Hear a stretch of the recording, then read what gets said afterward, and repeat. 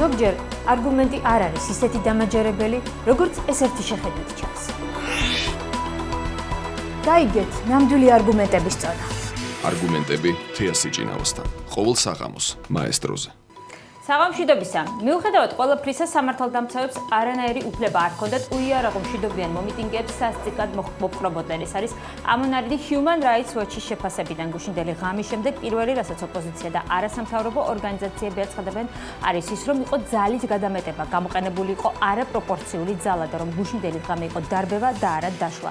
დღეს ამ ბრალდებებზე გადაცემის პირველ ნაწილში ხელისუფლების არგუმენტებს მოვისმენთ. დავით დარჩიაშვილი იქნება ჩვენ გადაცემის პირველი სტუმარი, მეორე ნაწილში კი ვიზია პასუხისმგებლობის წილი წუხალ განვითარებულ მოვლენებზე, ხელისუფლებაზე, ოპოზიციურ ლიდერებზე თუ ორივეზე ერთად. მაია ორჯონიკიძე და ლია მუხაშავრია იდებატებენ ამ საკითხზე უკვე მეორე ნაწილში. მე ვარ თეასი ჭინავა და თქვენ უყურებთ არგუმენტებს, სადაც განსხვავებული აზრის მქონე ადამიანები საკუთარ არგუმენტებს იცავენ.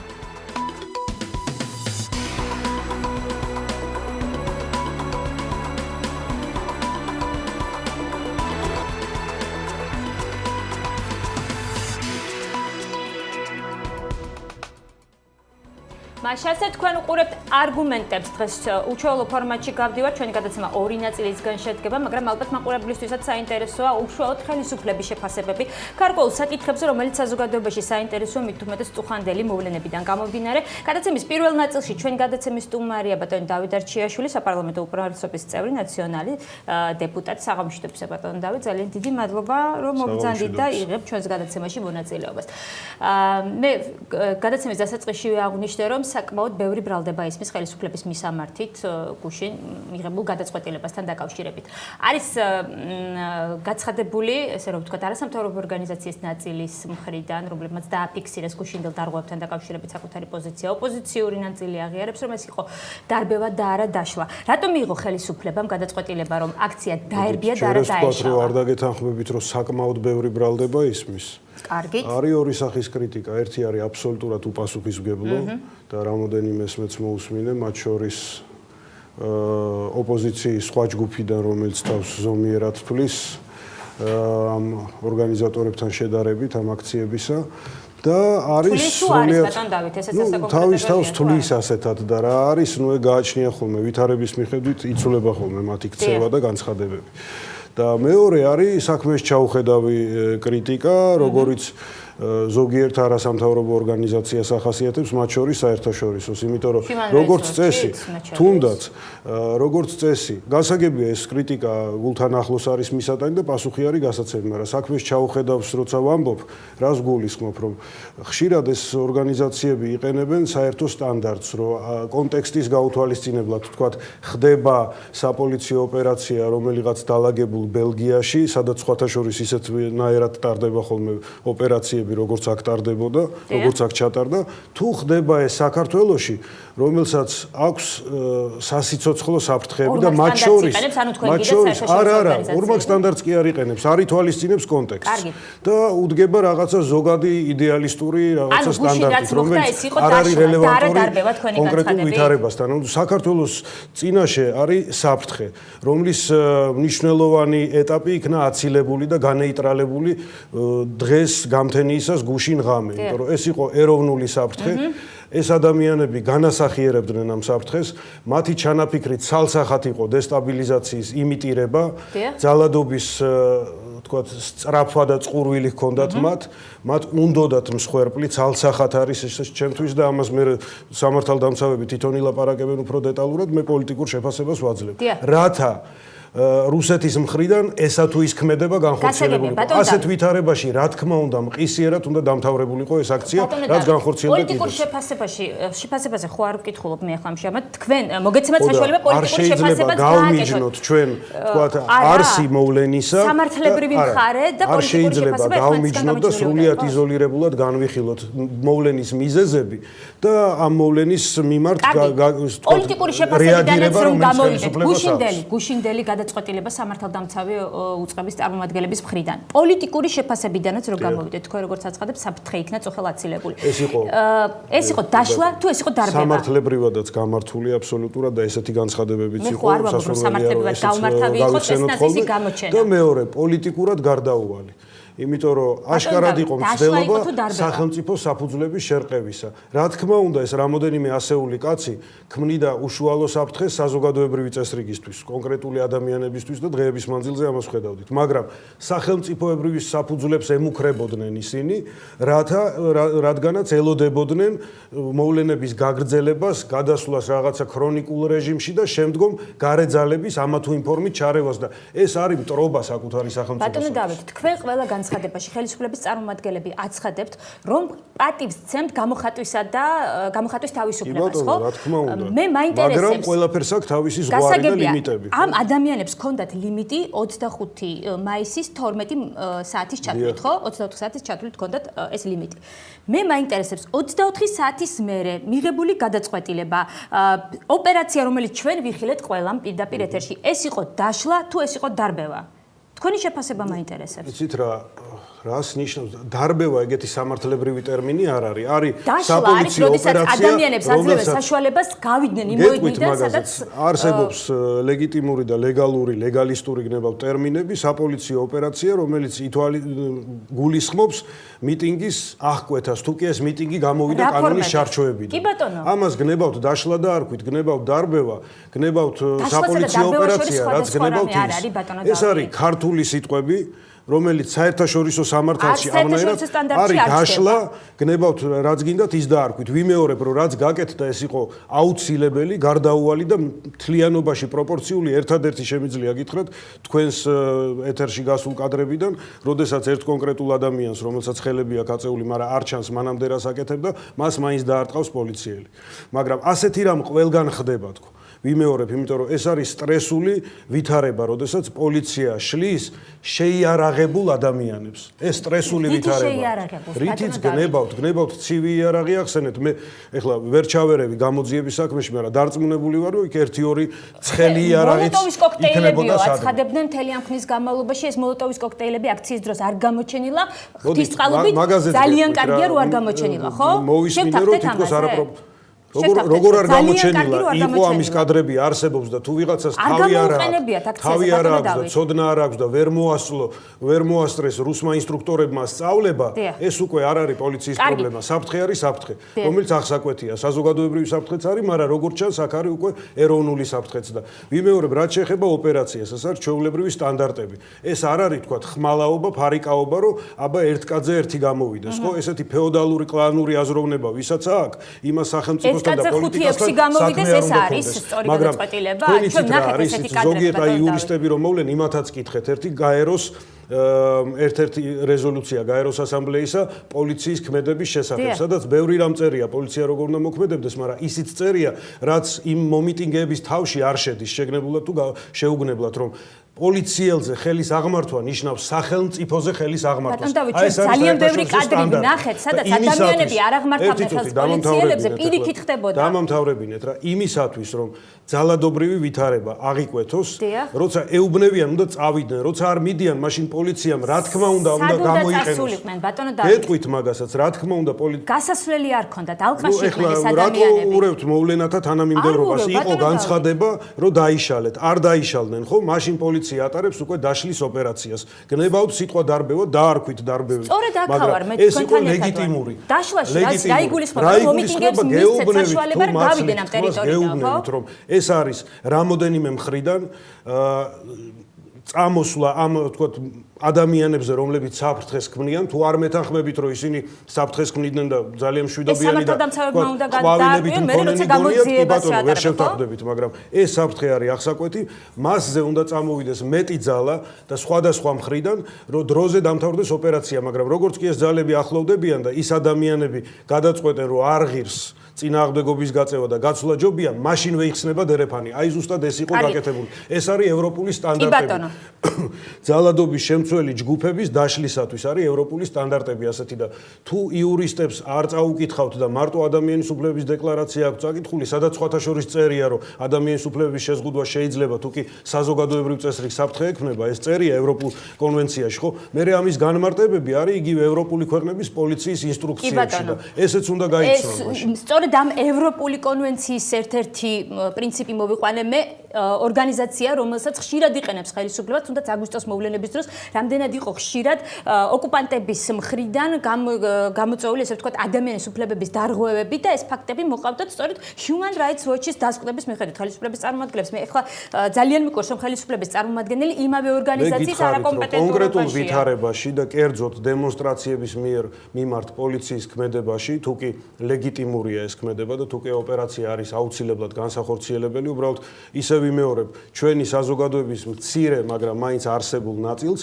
პოლიცია, სახელმწიფო, ესეთი ცნებები არ მიაჩნია ღირებულად, არ ესმის, ფეოდალიზმში ცხოვრობს, მათ შორის ის ქალბატონი, ვინც ამ ყველაფერს აწყობდა. მაგრამ ის ქალბატონი უფრო შორს წავიდა, ეროვნულ, ვთქვათ, საფუძვლებს შეეხო სახელმწიფოსი და ამიტომ ოპერაცია იყო ჩასატარებელი.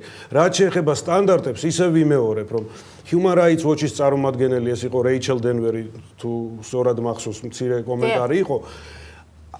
მიმაჩნია, რომ აბსოლუტურად არ არის ამ შემთხვევაში ბოლომდე ჩახედული, ხდება ეს ყველაფერი რაღაცა იდეალურ სიტუაციაში, ვაკუუმში, სადღაც დაალაგებულ ბელგიაში, თუ ხდება ქვეყანაში, რომლის, ვთქვათ, ტერიტორიის შუაგულში რუსები არიან შემოსული და რომელთან თანამშრომლობაზეც ლაპარაკობენ. ეს ხდება. ბატონო დავით, პოლიცია უნდა იცავდეს სამართალდამცავები ორგანოს წარმომადგენლები, კანონს ერთნაირად უნდა იცავდნენ ევროპაში და საქართველოში, არ მეთანხმდები. ვითარების მიხედვით კანონი იცვლება. ეს რო იყოს მშვიდობიანი აქცია, ეროვნულ საფუძვლებს დაუპირისპირებელი, ხო? შეიძლება იყოს და იყოს, მიუხედავად იმისა, რომ ზღვარს გადავიდეს, სხვის აქცია შეუშალოს ხელი, მაგრამ შეიძლება დიდხანს დაუყვაო, მაგრამ იმ ევროპულ ქვეყნებში ხშირად ასეთი დაყვავება არ ხდება. კარგით, ასეთ და როდესაც ეს არის აქცია, რომელიც მიზნად ისახავს გამიზნულად დესტაბილიზაციას, სისხლს და უცხო ძალის გამოყენებას, რა თქმა უნდა, ძალიან მყისიერი ქმედებაა საჭირო, მაგრამ რეიჩელ დენვერთან მეტი არის სასაუბრო. გასაგებია, ესე იგი, ევროპულ ქვეყნებში, როდესაც სტარდება ანალოგიური ღონისძიება, ირღვევა რამდენიმე მუხლი ერთად. მე ჩამოვთვლი რამდენიმე მუხლს, რომლებსაც იურისტები აღნიშნავენ. არ ვიცი, ბატონო დავით, თქვენ შეიძლება დაეთანხმოთ, არ დაეთანხმოთ, მაგრამ ეს მუხლებია. სამსახურებრივი უფლებამოსილების გადამეტება, თავისუფლების უკანონო აღკვეთა სიცოცხლისათვის და ჯანმრთელობისთვის საშიში ძალადობით, რამაც გამოიწვია მძიმე შედეგი, დამამცირებელი და არადამიანური მოპყრობა ჯგუფურად ადამიანთა თანასწორუფლებიანობის დარღვევით პოლიტიკური შეხედულებების გამო, განზრახ უკანონო დაკავება, ჟურნალისტის პროფესიულ საქმიანობაში უკანონოდ ხელის შეშლა. მე მაინტერესებს დამამცირებელი იყო თუ არა ის კადრები, რომელიც ჩვენ ვნახეთ. მიწაზე გართხმული ადამიანები. ერთი პრობლემა აქვს ბევრ ჟურნალისტს მაესტროდან. რა პრობლემა გვაქვს? ინდივიდუალური შემთხვევა და განზოგადება და საბოლოო განაჩენის გამოტანა ერთმანეთში ერევათ ხოლმე. ეხლა ისევ კიდევ გაგიმეორებ, რომ რამოდენიმე ასეულ ადამიანის წინააღმდეგ დაპირისპირებულ სპეც ნაწილებს შორის, რომლებიც მოწოდებულნი იყვნენ, რომ წესრიგი აღედგინათ, მეთანხმებით ალბათ, რომ კანონიერად აღედგინათ წესრიგი, მათ შორის შეიძლება ყოფილიყო და ეს მის მოსაკვლევია და ისე ვთქვათ გამოსაძიებელია, რაზეც იგივე სახალხო დამცველი ლაპარაკობს. შეიძლება ყოფილიყო ინდივიდუალური შემთხვევები, ძალის გადამეტების, მაგრამ თლიანობაში ოპერაცია, როგორც დღეს ზოგიერთმა ვითომ ექსპერტმა ან თქვათ ვითომ ზომიერმა ოპოზიციონერმა განაცხადა, რომ თავისთავად ეს ოპერაცია იყო არაპროპორციული ძალა. აი ეს არის სრული აბსურდი. არ შეესაბამება სინამდვილეს. ნებისმიერი ოპერაცია უნდა იყოს საფრთხის ადეკვატური და საფრთხე იყო დიდი, რომელიც უნდა განმუხტულიყო მყისიერად. თუ ცალკეულმა ადამიანებმა გამოიყენეს ზედმეტი ძალა, იმიტომ რომ ძალიან ბევრი შემთხვევა იყო, როდესაც ჟურნალისტებს, ქალბატონებს, იმათ ვინც წინააღმდეგობას არ წევდა, რატო ამაზე არ ვლაპარაკობთ? არავინ არ შეხებია. ადამიანებს ეხმარებოდნენ ეს პოლიციელები და გამოყავდათ იქიდან, მაგრამ იქ იყო სერიოზული დაპირისპირება სახელმწიფოს წინააღმდეგ, ცალკეული ან ათეულობით ადამიანის, ესეც მისაკვლევია და ისინი არიან დაკავებულები, რომელთა დაკავება იყო აუცილებელი, იმიტომ რომ მათ ხელი აღმართეს პოლიციელებზე, მათ ხელი აღმართეს და ხელი შეუწყეს იმ ადამიანებს, ვინც ეს ყველაფერი ჩაიფიქრა და დაგეგმა, რომ სახელმწიფოს ეროვნული ინტერესების წინააღმდეგ ანუ ყველა ვინც დაკავებულია ამ შემთხვევაში, დაკავებული იყო მთელი ღამის განმავლობაში ამ ტელეკომპანიაში არ წყდებოდა ბატონო დავით ზარები, როდესაც ადამიანები ითხოვდნენ მათი ახლობლების ნათესავების ადგილსამყოფელის გაგებას, სად იმყოფებოდნენ ისინი უშუალოდ და სამართალდამცავი უწყების წარმომადგენლები არ აკონკრეტებდნენ, არ ასახელებდნენ დაკავებულების ვინაობას. როდესაც ეს და ჩვენ ვნახეთ ჟურნალისტებიც ნახეს, თუკი ამ ადამიანებზე აღმოჩნდება, რომ მათ მიმართ დაკავების შემდეგ იყო ძალა გამოყენებული, ეს იქნება სულ სხვა ვითარება. რა კადრები? რესპუბლიკურ საავადმყოფოში მიყვანილი ადამიანები, მათი მდგომარეობა არ გინახავთ? ეს ადამიანები მონაწილეობდნენ პოლიციასთან ბრძოლაში. ბატონო დავით, ექიმები აცხადებდნენ, რომ ისინი სამმართველოდან იყვნენ წამოსულები პირდაპირ. ექიმები რასაც ხადებდნენ, ეგ არ ვიცი და ეგ უნდა გაარკვიოს სახალხო დამცველმა და იგივე არასამთავრობო ორგანიზაციებმა. თუ ვინმეს მიმართ გამოყენებული იქნა ძალა მას შემდეგ, რაც ისინი დაკავებული და გაუნებებელ ყოფილები გახდნენ. მაგრამ სანამ ისინი იყენებდნენ ძალას პოლიციის წინააღმდეგ, პოლიციას სრული უფლება ჰქონდა მათ წინააღმდეგ გამოეყენებინა ძალა. გასაგებია და ეს ადამიანები, რომლებიც ძალას იყენებდნენ პოლიციის წინააღმდეგ, ნაცემები აღმოჩნდნენ პირდაპირ საავადმყოფოში აღმოჩნდნენ და არა სამმართველოში, ბატონო დავით? ისე ვიმეორებ, მე მგონი რაღაცა ესე იგი ან მე ვერ გიხსნით, ან თქვენ არ გინდათ რომ გამიგოთ, რომ ძალიან ძალადობა მათ შორის დაშავება ამ ადამიანებისა ფიზიკურად, მაგრამ საბედნიეროდ და ესეც პოლიციის მთლიანობაში პროფესიონალიზმის შედეგია, მათ დაზიანების ხარისხი არ იყო მძიმე. ვინც უშუალოდ პოლიციასთან დაპირისპირებაში მოხვდა და ვისაც თვითონ ლიდერებმა არ გადაუარეს მანქანებით. ხო და მათ მიმართ თუ კი იქ მიტინგის დაშლის დროს იქნა ძალა გამოყენებული და მიიღეს დაზიანებები ფიზიკური, ეს არის ლეგიტიმურ ჩარჩოებში მოქცეული, იმიტომ რომ ისინი უპირისპირდებოდნენ პოლიციელებს. როცა პოლიციელს უპირისპირდები, დაკავების დროს განსაკუთრებით ჯოხით და ასე შემდეგ. ლეგიტიმურია ბატონო დავით აქციის ერთ-ერთი მონაწილე. ნაცემ მდგომარეობაში, როცა პოულობენ მას მუხათგვერდის სასაფლაოზე. ლეგიტიმურია ეს? ბიძინა გეგიძეზე ვსაუბრობ. ბიძინა გეგიძეზე ის იპოვეს ნაცემ მდგომარეობაში. რა იყო და როგორ იყო? მე გეუბნებთ თქვენ მე მომიყვანეთ რუსთაველზე ოპერაციის თაობაზე სალაპარაკოთ. ხო ბიძინა გეგიძე რუსთაველზე იყო ეს ადამიანი. ვინ იპოვნა და რა მოხდა? მაგაზე მე ვერაფერს ვერ გეტყვით. ეგ არის ცალკე მოკლევის საგანი და იმედია რომ გამოძიება ამას დაადგენს, მაგრამ ისე ვიმეორებ, რომ ის რაც ხდებოდა რუსთაველზე, მთლიანობაში ცალკეული გადახვევების გარდა, რაც ყოველთვის ხდება და ეს მისახედია და რა თქმა უნდა პასუხი აქვს აგები იმ პოლიციელს, ვინც ადამიანს, რომელიც უკვე ნებდებოდა, მაინც დაარტყა. მაგრამ ამ გადახვევების, ცალკეული გადახვევების გარდა, მთლიანობაში იყო აბსოლუტურად ჩარჩოებში ეს ოპერაცია ჩატარებოდა. ოპერაციის გარეთ სად რა მოხდა? მცირედი ხარვეზები ქონდა ამ ოპერაციას, რომელსაც დღეების მანძილზე თუ ვინ საცემა, ამაზე ახლა მე ვერ გიპასუხებ. ბატონო დავით, ბიძინა გეგიძე იმყოფებოდა აქციაზე, ვიდრე დაიწყებოდა დარბევა ამ აქციის. ამის შემდეგ, როდესაც დაიწყო იქ ოპერაცია რუსთაველის გამზირზე, მას შემდეგ საკმაოდ დიდხანს ეძებდნენ ამ ადამიანს და ის აღმოაჩინეს მუხათგვერდის სასაფლაოზე დაგდებული საკმაოდ მძიმე მდგომარეობაში, ის ამ დრომდე მძიმე მდგომარეობაში ხდება. და ასეთი უამრავი მაგალითი მოგვაწოდეს ჩვენ ადამიანებმა დიდუბის მეტროსთან აღმოჩნდნენ ამდენიმე ადამიანი ეს მდგომარეობაში. ველაპარაკოთ იმაზე, რაც მოხდა რუსთაველზე. დაინტერესდება? სხვაგან რა თქვენ მოხდა? უშუალოდ დეპუტატი დაინტერესდებით?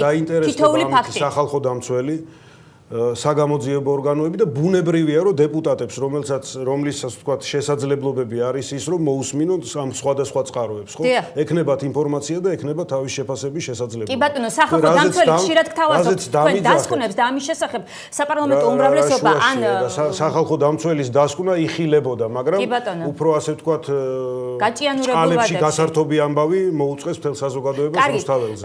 ბატონო დავით, სწორედ ეხლა მიმდინარეობს ეს პროცესი და არავითარი გაჭიმული არ არის. გასაგებია, ეს სხვა გადაცემის თემა იქნება, ჩვენ აუცილებლად ამაზეც ვისაუბრებთ. რაც შეეხება დაშლას თუ დარბევას იურისტები ამაზე, იურისტი ჩვენი გადაცემის მეორე ნაწილში იქნება სტუმრად. ერთი წუთით რა, ცალკეულ შემთხვევებზე თუ რა თქმა უნდა ეს ძალიან ლეგიტიმური საკითხია ყოველი კონკრეტული ადამიანის ბედი. რა სიმძიმის დაზიანება მიიღო და იყო თუ არა ეს დაზიანება პროპორციული და გარდაუვალი. იმიტომ რომ მიტინგების დროს გარდაუვალი დაზიანებები ხდება და ესეც ლეგიტიმურია ხოლმე. ასე არის მოწყობილი საზოგადოება და კეთილი იყოს თქვენი მობრძანება სახელმწიფოში, რომლის გაცნობიერების უნარი ვიღაცებს არ გააჩნია და მის წინააღმდეგ მიდიან. მაგრამ თავარი სალაპარაკო ეგ არის, რომ ვინ და რატომ მიდის ამ სახელმწიფოს წინააღმდეგ. რატო აყენებს 20 წლის ძალიან ახალგაზრდა ქვეყანას სასიცოცხლო სასიკვდილო სასწორს. ვინ არის ეს ადამიანი? ვინ? აი ეს ლიდერები, ვინც ეს მოაწყო, თუ იქ ვინმე შეუგნებლად, გაუცნობიერებლად, ეს ყველაფერი დამტკიცდება. მე გეუბნებით პოლიტიკურ შეფასებას, რომ ეს ადამიანები პირდაპირ გამოხატავენ თავის სიმპათიებს რუსეთის მიმართ, პუტინის მიმართ, დადიან იქ განსაკუთრებით ის ქალბატონი, რომლის სახელის ხსენება მართალი გითხრათ ადამიანურად არ მინდა, ის ქალბატონი აღლუმების, თქვათ, ჩაბარებას უფრო სიამოვნებით აკვირდება მოსკოვში ვიდრე თბილისში, იმიტომ რომ მე მეგონა აქამდე, მეტნაკლებად რაღაც ეჭვი მქონდა, მაგრამ მეგონა აქამდე, რომ იმიტომ რომ აი კლანური აზროვნებიდან და პიროვნული ამბიციებიდან ვერ გამოსულა, მაგრამ ამ აზროვნებამ მიიყვანა აბსოლუტურად, თქვათ, ღალატის გზაზე დააყენა. ეს ჯერჯერობით მისი ოცნებები იყო, რომ სისხლი დაღვრილიყო და მერე იქნებ სპეცნაზი შემოსულიყო, თუ რამე გეგმა არსებობდა, ეს რა თქმა უნდა სხვადასხვა რამეა. ჯერჯერობით პოლიტიკური შეფასება ნათელია. ხო, სამართლებრივადაც და პოლიტიკურადაც ამართლებთ გუშინ მიღებულ გადაწყვეტილებას აქციასთან დაკავშირებით. ეს იყო დანაშაული, იმიტომ მოხდა შემდეგ ოპერაცია, რომელიც ჩაატარა სამართალდამცავი უწყების წარმომადგენელმა, ხო? ხო მეთანხმებით ამაში. თქვენ ეს აღნიშნეთ. მე მაინტერესებს თუ ეს იყო დანაშაული, ვინ უნდა დაისაჯოს დანაშაულის გამო? უნდა დაისაჯოს თუ არა აქციის ორგანიზატორი, რომელიც ამ აქციის სათავეში დგას. ამ შემთხვევაში იმ ადამიანს ვახსენებ, რომლის სახელით დაგვარით თქვენ არგინდათ რომ ახსენეთ. ნინო ბურჯანაძეს. ამ ადამიანის პასუხისგებლობა ჩემთვის არის ცალსახა, მაგრამ რა დოზით იქნება ეს პოლიტიკურ მორალური და რა დოზით სამართლებრივი? რას ნიშნავს და ადამიანები? ის უნდა დაიჭირონ ადამიანი, ნუ ახლა რაღაცა არ გინდათ რომ გამოვთქვა ჩემი აზრი და უბრალოდ თქვენ აზრზე გინდათ რომ დარჩეთ, ხო? ისე გიმეორებთ რომ ჩემთვის ნათელია პოლიტიკური და მორალური პასუხისგებლობა ამ ადამიანის. დანარჩენი არის გამოძიების საგანი. დანარჩენს უნდა სამხილები, გადამოწმება, ეს იყო უბრალოდ ოცნება, მის შვილთან ერთად თუ არსებობდა სერიოზული გეგმები, ეს ყველაფერი არის გადასამოწმებელი. ის ბოთლები, რომელიც თქვენ ვერ დაგინახიათ, მაგრამ სხვებმა დაინახეს, იყო მისი მოტანილ ორგანიზებული, ისევ ვიმეორებ, ხო, ვიღაცამ ვერ ასწავლა გამოყენება, ეგ არ ნიშნავს, რომ თავისთავად დანაშაულის ნიშნები არ არის იქ. კიდევ ვიმეორებ ამას, ხო? და ამ ყველაფერს უკვე რა თქმა უნდა ძიების, თქვათ, შედეგად უნდა დაიდოს ეს ყველაფერი და ეხლა მე ნუ მკითხავთ ძიების დაწყებიდან დასრულებამდე უნდა არსებობდეს, თქვათ, დროებითი პატიმრობა თუ უნდა არსებობდეს რაღაცა სხვა ზომა გამოყენებული მაგაზე, ეხლა მე სამართლებრივ პასუხს ვერ გავცემ. როგორც ხვდები, თქვენთვის თავარია პოლიტიკურ-მორალური სასჯელი ამ ადამიანის და არა სამართლებრივი. არა, ჩემთვის მე რისი კომპეტენციაც მაქვს პოლიტიკურად და მორალურად ვაფასებ მას. სამართლებრივად იურისტები შეაფასებენ მათ შორის საგამოძიებო ორგანოები და თუ პოლიტიკურად გაინტერესებთ, გეტყვით კიდევ რომ თუ იქ საბოლოო ჯამში, თქვათ, ოცნებებზე და აზრთა გაცვლა გამოცვლაზე რომ როგორ შემოვიდეს რუსეთი და ოღონდ ძალაუფლებაში ჩვენი ოჯახი მოვიდეს. მოდი ყველაფერზე წავიდეთო. თუ ეს აღმოჩნდება მხოლოდ მსჯელობა და არა უშუალო გეგმები, რომ აი გათვლილი რომელ საათზე ვის სად რა უნდა ექნა და ის 100 კაცი რომ უნდა დაიღუპოს ვინ და როდის, თუ ეს ყველაფერი აი ძალიან დეტალურად არ დადასტურდება, მაშინ მე არ მინდა, რომ ეს ადამიანი, თქვათ, პოლიტიკური და მორალური პასუხისგებლობიდან სამართლებრივშიც გადავიდეს და კიდე ციხეში იდგას და მერე კიდევ, თქვათ, რეიჩელ კლოგის, რეიჩელ დენვერისათვის უპასუხისგებლო ადამიანების მიერ მიწოდებული ინფორმაციით დაიწყონ ლაპარაკი, რომ თურმე პოლიტიკური პატიმარი გამოჩნდა. ანუ სარღვევს რა მნიშვნელობა აქვს? ხო და თუ ეს დამტკიცდება, რომ ის იყო შეთქმულებაში მონაწილე და არა მეოცნებე, თუმცა ეს ჩემთვის მორალურად და პოლიტიკურად საკმარისია, რომ მას ადგილი პოლიტიკაში არ კონდეს, რომ ოცნებობდა რუსეთის ძალების გამოყენებით ხელისუფლებაში მოსვლაზე და ეს იყო ოცნება, ეს ერთია, თუ მას ჰქონდა კონკრეტული შეთქმულება და მოლაპარაკება და ეს ყველაფერი დადასტურდება, ეს უკვე სამართლებრივია. ბოლო შეკითხვა უნდა დაგისვათ, ბატონო დავით. აუდიო ჩანაწერი, რომელიც დღეს ჩვენ მოვისმინეთ, რომელიც დღეს გამოაქვეყნა შინაგან საქმეთა სამინისტრომ. თუ ეს აუდიო ჩანაწერი არსებობდა, რატომ არ გამოაქვეყნა შინაგან საქმეთა სამინისტრომ 25 მაისამდე. შეგიძლიათ მითხრათ? თეა, მე მესმის, რომ ახლა ზოგიერთ, თქვათ, არასამთავრობო ორგანიზაციის წარმოადგენელს თუ ადამიანის უფლებათა დაცვის, თქვათ, სფეროში მომუშავე ადამიანის მოსაზრებებს ეყრდნობით. თქვენც რაღაცნაირად ასეთი მოსაზრებები გაქვთ სახელმწიფოზე საერთოდ და გონიათ, რომ სახელმწიფოს შენება არის, ასე ვთქვათ, მარტო ადამიანებზე საუბარი და მარტო, თქვათ, ვარდების თაიგულებით სიარული. არ არის მასე და არსებობს ოპერატიული მოქმედების აუცილებლობა და ოპერატიული მოქმედება თუ კი საფრთხე არის ძალიან მაღალი, როგორი იქნება, ეს დაუტოვეთ ოპერატიული მოქმედებების სპეციალისტებს და მხოლოდ ადამიანების უფლებების დამცველთა გადმოსახედიდან, რომელთაც შეიძლება სახელმწიფოს გადარჩენაზე არ კონდეთ მაინც და მაინც ცოდნა, ნუ განსჯით ამ ყველაფერს. მე არ ვეხმობები ამ შემთხვევაში ადამიანის უფლებების წარმომადგენლებს, დამცველ წარმომადგენლებს, მე ვეხმობები ოპერატიული საკითხი არის, როდის რა უნდა გამოაცხადო. გამომდინარე საუბრობ ამაზე, თუ კი ეს საფრთხე არსებობდა, აქამდე რატო არ იყო რეაგირება? ისე ვიმეორებ, რომ იმის კომპეტენცია, თქვათ, თუ კი არის საფრთხე, თუ კი არის შეთქმულების ნიშნები, თუ კი ვიღაცის სისხლის დაღვრა უნდა, როდის როგორ უნდა იმოქმედოს სახელმწიფომ, დაუტოვეთ ამ საქმის პროფესიონალებს. გასაგებია, ძალიან დიდი მადლობა ბატონო დავით. დავით არჩიაშვილი იყო ჩვენი გადაცემის სტუმარი. გადაცემის მეორე ნაწილში ჩვენ ვისაუბრებთ პასუხისგებლობაზე და ასევე იურისტი იქნება ჩვენი გადაცემის სტუმარი და გავარკვევ ბატონო დავით თქვენის ნებართვით დაშლა და დარბევა ერთი და იგივე თუ არა საერთაშორისო სამართლის პრინციპის მიხედვით. სხვა აზრი ექნება, მაგრამ ნუ სხვა ალბათ ორ ხმაში ვისაუბრებთ. ძალიან დიდი მადლობა ბატონო დავით არჩიაშვილი იყო ჩვენი გადაცემის პირველი ნაწილის სტუმარი რეკლამის შემდეგ ჩვენ მაია ორჯონიკიძესთან და ლია მუხაშავრიასთან ერთად დავბრუნდებით დაგვალოთ.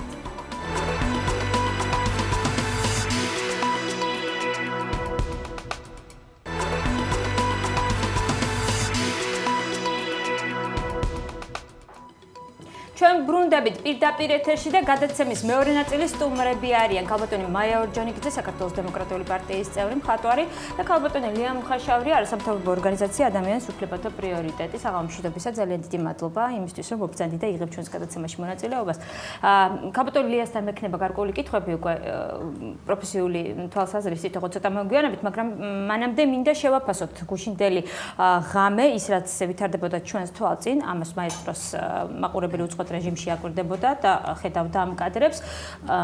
პასუხისგებლობის საკითხსაც უნდა ვიმსჯელოთ, მაგრამ პირველ რიგში მინდა შეფასება გავაკეთოთ განვლილი ღამის. ქალბატონ მაია, თუ შეიძლება თქვენი შეფასება. შეფასება არსებობს მრავალნაირი და იმავდროულად ერთადერთი შესაძლებელი ჩემთვის ყოველ შემთხვევაში. რაც მოხდა და მოხდა ის, რაც ძალიან უნდოდა იმ ძალას, რომელიც აფინანსებდა კონკრეტულ პოლიტიკურ ლიდერებს და სახელმწიფომ გამოიყენა თავისი ლეგიტიმური უფლება. იქნება ხა მაინც დავარქვათ ყველაფერს თავისი სახელი ქალბატონია. ვინ ვის აფინანსებდა, დიახ? ნუ ახლა ვიცით რა, როდესაც პირდაპირ ლაპარაკად ლიდერები მიდიან პირდაპირ მოსკოვში ხელსართმევენ, იქ ხდება შეხვედრები მის ქვეშ ჯარისკაცის საფლავთან თუ სადაც 40 გრადუსიან ყინვაში ფეხში შველა ლამის დგომა, ნუ ბუნებრივია ახლა მართლა სტენოგრამას ხო არ ჩამოგვიტანენ არა? გასაგებია ალბათ ხო რა? რა ძალას იყენებს ერთ-ერთი პოლიტიკური ძალა ჩვენთან, რომ თავისი ამბიციები განახორციელოს. ამაზე საუბარი. მაგრამ ნუ ეს ერთი და მთავარი. მაგრამ საქმე ის არის, რომ ამ პოლიტიკურ ძალას ადამიანური რესურსის სიმწირე აქვს. და როდესაც პარადოქსია, დღეს მე რადიო უცნობში თქვი იგივე, აი, როდესაც ადამიანური რესურსის სიმწირე გაგაჩნია, სადღაც უფრო საშიშიც ხდები, იმიტომ რომ თვითონ ახლა აი ეს რესურსი რო დიდი ყოფილიყო და თუნდაც 2007-ში რომ იყო ბევრად მეტი რაოდენობა მომიტინგეების, ასეთ მდგომარეობა ყოფილიყო, აქ უკვე პოლიტიკურ ლიდერებს იმედი აქვთ, რომ აი ეს თვითონ თავისთავად უკვე აი მასა შეუძლია საქმის კეთება და უფრო იოლია ასეთ შემთხვევაში. მაგრამ როდესაც გაკოტრებულია პოლიტიკური მოძრაობა ან კონკრეტული პოლიტიკური ლიდერი და მას უკვე ადამიანური რესურსი მწირი აქვს ძალიან უკიდურესად და პოლიტიკური რეიტინგი უკიდურესად დაბალია, მაშინ ერთადერთი რასაც შეუძლია მათი აზრით მისი რეანიმირება პოლიტიკური არარაობიდან, ეს არის მხოლოდ ერთადერთი სისხლი და რაც უფრო მეტი მით უკეთესი. იყო სისხლი. რასაკვირველია, იმიტომ რომ ორგანიზატორების მხრიდან თქვენ ამაში ხართ ერთმნიშვნელოვანი. იმიტომ რომ მხოლოდ ამ მერეში იქნებდა საპროტესტო ტალღაზე, მე დავიბრუნო ის ჩემი დაკარგული რეიტინგი, ან თუნდაც თუ მხოლოდ იმ ფაქტით აღშფოთებული, იმიტომ რომ რაც აქ რა ხდება, მექანიკურად შეადარეს ეთყობა ამ ხალხმა შეადარეს 2007 წლის მდგომარეობა დღევანდელი, იმიტომ რომ 2007 წლის საპროტესტო აქციებს მაშინ იყო ჯერ ესეთი მთელი ოპოზიციის სპექტრი. დიდი მთელი არა, მაგრამ უმრავლესობა პრაქტიკულად იქ ერთად იყვნენ. ეს ერთი. მეორე ერთი იყო დიდი რაოდენობა ხალხის და აი 7 ნოემბრის შემდეგ რაც მოხდა, ხო, დაშლა ამ მიტინგის. ამის მერე მოყვა სერიოზული დრამატული მოვლენები, იქ გადადგა პრეზიდენტი, რომ ლეგიტიმაცია მიეღო ხელახლა. აი ამაზე იყო ათვლა, რომ ისევ იგივე მოხდებოდა, მაგრამ ვერ გაითვალისწინეს, რომ იგივე არ მოხდება, სიტუაცია შეიცვალა. მაგრამ თქვენ განაცხადეთ, რომ ამ აქციის მთავარი მიზანი იყო ორგანიზატორების მხრიდან ყოფილიყო მსხვერპლი, ისინი გაუწევდნენ წინააღმდეგობას. სურათი ესე დაიხატა თუ სხვანაირად დაიხატა უფრო? აქ მხოლოდ და მხოლოდ მივედით ჩვენი გადაცემის მთავარ კითხვაზეც, პასუხისგებლობის საკითხზეა საუბარი. მხოლოდ აქციის ორგანიზატორებს ეკუთვნით პასუხისგებლობა წუხანდელი ღამის შედეგზე თუ არა? ქალბატონია, პასუხისგებლობა ეკუთვნის უბრალოდ ნაწილდება ორივე მხარეზე. ამაზე ლაპარაკია. ხელისუფლება რაშია პასუხისგებელი? ხელისუფლება პასუხისგებელია საკუთარი ხალხის წინაშე, რომ დაიცვას მათი უფლებები, მათ შორის მომიტინგეების უფლებებიც, მაგრამ როდესაც სულეთია 500 კაცი, 100 კაცი, თუნდაც 10000 კაცი იდგეს, ვინც ამ ჩემი შვილი იდგეს, თქვენი შვილი ამჩოლობა, ხო? აი ამ მათი უფლებები დაცულია, იმიტომ რომ 12 საათამდე არავინ არ მისულა მათთან და არავის არ ქონია მცდელობა სანქცირებული მიტინგის ვადის გასვლამდე მათი დაშლის. და ამდენად ხელისუფლება რასაკვირველია ჯონ ბასმაც გამოაცხადა გუშინ განცხადებაში თქვა ანუ სახელმწიფო არამხოლოდ უმცირესობას არამხოლოდ უმრავლესობას ანუ უმცირესობასაც იცის დემოკრატიული სახელმწიფო და მე თუ არ მეშლება და მგონი ახლა ამას ბჭყალებში ვიძახი აბსოლუტურად ლეგიტიმური ჩარჩოებში და უშუალოდ ისინი როდემდეც ქონდათ მათ სანქცირებული თავისი დრო არავის მათთვის ხელი არ შეუშვდა მეტის 2 საათით ადრე მერიის წარმომადგენელი მივიდა და მისცა განცხადება 12 საათზე ეწურებოდა მას ეს ყველაფერი გასაგებია 12 საათის შემდეგ განვითარებულ მოვლენებზე გვაქვს ჩვენ საუბარი 12 საათამდე არავინ არ დაობს ხო რომ ყველასთვის ცნობილია 12 საათამდე ამ ადამიანებს გაფრთხილებაც მიიღეს მერიიდან კაპიტან ლია მე მაინტერესებს ჩვენ ბატონ დავითთანაც საუბრობდით გადაცემის პირველ ნაწილში და ბატონ დავითი ირწმუნებოდა რომ ევროპული სტანდარტების მიხედვითაც დაშლა და დარბევა ერთი და იგივეა ეს ესეა იცით რა მე არ მინდა ახლა ბატონ დავითის სიტყვებზე კომენტარი მე უბრალოდ წინა ნაწილში დავდე პირობა რომ იურისტი იქნება ჩემი გადაცემის მეორე ნაწილის სტუმარი და მას შევეკითხები რომ განმარტოს დაშლა და დარბევა ერთი და იგივეა კი ბატონო იცით რა მაგამდე მივალთ ალბათ იმიტომ რომ ახლა თან მე ვუყურებ კიდევ ამ კადრებს და იცით რა მაინტერესებს მე ვარ უფლებადამცველი იურისტი და ასე ვთქვათ ძალიან დიდი მადლობა თქვენ რომ ასე კარგად იმუშავეთ მთელი ღამის განმავლობაში და ეხაც მომეცით საშუალება ვისაუბროთ ცოტა კვალიფიციურად იმიტომ რომ საუბარი ეხება წმინდა წყლის სამართლებრივ კატეგორიებს და რა თქმა უნდა მორალური შეფასება უნდა მიეცეს იმას რაც მოხდა და საზოგადოება რა თქმა უნდა უფლებამოსილია საჯაროდ გამოხატოს თავისი პოზიცია და მოსაზრება ამ საკითხებზე მაგრამ ალბათ უმჯობესი არის ცოტა ფაქტებით და სამართლებრივი ტერმინოლოგიით შევაფასოთ რა მოხდა. მე როგორც უფლებადამცველს მაინტერესებს ღირდაკი მთელი ის ამბავი, იმად რომ ორი ადამიანის სიცოცხლე წაიღო, რამდენიმე ადამიანის ათეული ადამიანის ჯანმრთელობა დაზიანდა და რამდენიმე ადამიანის სიცოცხლე როგორც შინაგან საქმეთა სამინისტრო არ აქვს მნიშვნელობა, არ აქვს მნიშვნელობა, ვინც უნდა იყოს და ვისი მიზეზითაც არ უნდა მოხდეს. ყველაფერზე, რაც ამ სახელმწიფოს ტერიტორიაზე ხდება, პასუხისმგებლობა, როდესაც ფუნდამენტური თავისუფლებების საკითხს შეეხება, წყდება ფუნდამენტური თავისუფლებების სასარგებლოდ. ასეთია ის სტანდარტი, რომელიც ევროსასამართლოს აქვს. ანუ, როდესაც დავა მიდის იმაზე, რომ სად გადიოდა ზღვარი, ხელისუფლების, უფლებამოსილებისა და კომპეტენციის ზღვარი და მიტინგისა და შეკრების და გამოხატვის თავისუფლების მონაწილეთა ქმედების ზღვარი, მაშინ სადაო საკითხი და ეს არის დადგენილი დიდი ხანია, უნდა გადაწყდეს თავისუფლების სასარგებლოდ. ანუ ფაქტები ინტერპრეტირებული უნდა იქნეს თავისუფლების სასარგებლოდ, იმიტომ რომ ჩვენ ვსაუბრობ ფუნდამენტურ თავისუფლებას. ეს არ არის რიგითი უფლება, რიგითი თავისუფლება. რაც გულისხმობს თავისუფლებაში. თავისუფლებაში იგულისხმება გამოხატვის თავისუფლება. ანუ, ეხლა ნახეთ, ეს ადამიანები, ამ ადამიანების დაშლა არ უნდა მომხდარიყო წუხა? დიახ, მე რისი თქმა მინდა, როდესაც მე რისთვის ცხადი ხდება, რომ 25 მაისის ღამის 12 საათზე ვადა იწურება შეტყობინების და გაფრთხილების. ეს არ არის ნებართვა და ასე ვთქვათ მიიღება ლიცენზიის, რომ ეს თავისუფლება გამოიყენონ ადამიანებმა. არამედ მათ ეწურებათ ვადა, როდესაც სახელმწიფოს ვალდებულება დაიცვას მათი გამოხატვის თავისუფლება შეტყობინებით სრულდება, ხო? მაგრამ ეხლა წარმოვიდგინოთ, რომ მიტინგებს ქონოდათ სურვილი გაეგრძელებინათ ამ შეტყობინების ვადა.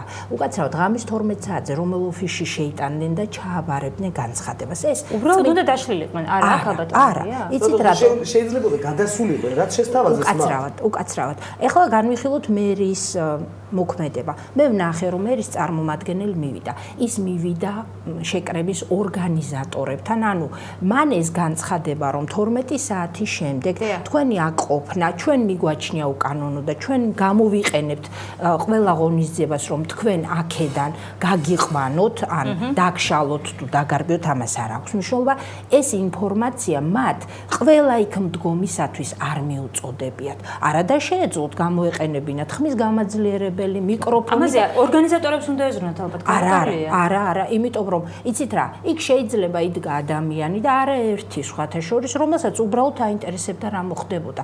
ის არ იყო არც მიტინგის ორგანიზატორთა მომხრე, ის არ იყო არც ხელისუფლების წარმომადგენელი, ის იყო ადამიანი, რომელიც თავისუფლებას და თავის ფუნდამენტურ უფლებას რომ მივიდეს და გაიგოს რა ხდება ქვეყანაში და მანაც გამოხატოს თავისი აზრი ახორციელებს. ამიტომ ის ისეთივე უფლებამოსილია იცოდეს, როდის იწურება შეტყობინების ვადა და რა ხდება ამა და ამ წუთის შემდეგ, ან რა არის მოსალოდნელი, მისი ეს ფუნდამენტური უფლება ასევე იცოდეს, მას უნდა ჰქონოდა გარანტირებული. გარდა ამისა, თუ დაუშვებთ რომ ღამის 12 საათზე ეს ვადა ამოიწურა, ხელისუფლებას უნდა მიეცა საკმარისი დრო და შესაძლებლობა მიტინგისათვის და იქ მყოფი ადამიანებისათვის, მას შემდეგ რაც ისინი იქნებოდნენ სრულად ინფორმირებულები, მიიღოთ გადაწყვეტილება, როგორ მოქცეულიყვნენ ამ მომენტის შემდეგ. 10 წუთი არ იყო საკმარისი? აბსოლუტურად არ იყო. მით უფრო თუ გავითვალისწინებთ კლიმატურ გამორიცხავთ, რომ ეს იყო პროვოკაციული ნაბიჯი მიტინგის ორგანიზატორების მხრიდან ქაბატონია, შეგნებულად გადადგმული ნაბიჯი იმისთვის, რომ მომხდარიყო პატივიცე თუ დანაშაულობის პრეზუმპციას, იმიტომ რომ ძალიან სერიოზულ კანონდარღვევებთან გვაქვს საქმე და თავი შევიკავოთ, ვიდრე გამოძიებას არ დაუდგენია და სასამართლოს არ დაუდასტურებია ვინმეს ბრალეულობა თუ დანაშაულობა. ჩვენ მივცეთ მოვლენებს შეფასება იმ ინფორმაციაზე დაყრდნობით, რაც კანონიერად არის მოპოვებული და რაც ძალიან თვალსაჩინოა, ხო? ესე იგი, როგორც კი 12 საათი შესრულდა, 10 წუთში იწყება მომიტინგეთა დაშლა, რაც არამც და არამც არ ჩაითვლება მენდეთ და ენდეთ ჩემს ევროპულ, ასე ვთქვათ, გამოცდილებას, არამც და არამც არ ჩაითვლება ლეგიტიმურად, იმიტომ რომ მიტინგის ყველა იქ მყოფი ადამიანისათვის არ იყო ცნობილი, რომ ღამის 12 საათზე ვადა იწურებოდა და 10 წუთი არ იყო საკმარისი გვიან ღამით, როცა ტრანსპორტი არ მოძრაობს, როცა მძიმე კლიმატური პირობები ადამიანებმა დატოვონ იქაურობა. თუნდაც ერთი ადამიანი, რომელიც რომ სცოდნოდა ეს, თუ დატოვებდა იქაურობას, მაგრამ მიუხედავად იმისა, რომ არ იცოდა და ვერ დატოვა, ამიტომ დაზიანდა, მისი ფუნდამენტური უფლება დარღვეულია და ჩვენ ვლაპარაკობთ თითოეული ადამიანის უფლებაზე. აქ არც რაოდენობას არ აქვს მნიშვნელობა, არც უმრავლესობა უმცირესობის საკითხის განხილვას. ამიტომ ცალსახად უნდა ითქვას ერთი რამ. პირველ რიგში უნდა მოვითხოვოთ ჩატარდეს ნამდვილი და ობიექტური გამოძიება, თუმცა რომ ვიყოთ ობიექტურები, უნდა ვთქვათ, მე ვიკითხე და მეც მაინტერესებდა ეს საკითხი, რამდენად ჩემთვის ცნობილია, ჟურნალისტთა გარკვეულ კატეგორიას, რომელიც ძალიან თვალსაჩინო იყო, რომ პროფესიულ მოვალეობას ასრულებდა, მიეცა საშუალება ტერიტორია დაეტოვებინა. იგივე შეღავათით უნდა ესარგებლა ნებისმიერს, რომელსაც უთხრეს, რომ მას აქვს უფლება და შესაძლებლობა დატოვოს ტერიტორია. თქვენი კადრები და სხვა მასალები ადასტურებენ, რომ ადამიანებს არ მიეცათ საშუალება გაფანტულიყვნენ და ტერიტორია დაეტოვებინათ ისე, რომ შეხლა-შემოხლას ადგილი არ ქონდა. გასაგები, ანუ შესაბამისად ეს არ იყო დაშლა. ეს იყო დარბევა, დაშლა უნდა ყოფილიყო პირველ რიგში ვერბალური გაფრთხილებით და უნდა ყოფილიყო ცხადად ნათქვამი, რა დროის შემდეგ მოხდებოდა იძულებითი ღონისძიებების გამოყენება და მხოლოდ ამის შემდეგ, როცა ეს დათქმული დრო 1 საათი, 2 საათი, რას შეცვლიდა, რომ დაუშვათ 2 საათი მიეცათ ადამიანებისთვის. მაშინ ხელისუფლებას ექნებოდა გაცილებით მეტი არგუმენტი თავის დასაცავად. გასაგებია. მოდით გადაცემაში რეკლამის დროა, რეკლამის შემდეგ გავაგრძელოთ ამ თემაზე საუბარი და შევაჯამოთ ერთგვარად დღის თემა. დაგველოდოთ რეკლამის შემდეგ ჩვენ დავბრუნდებით.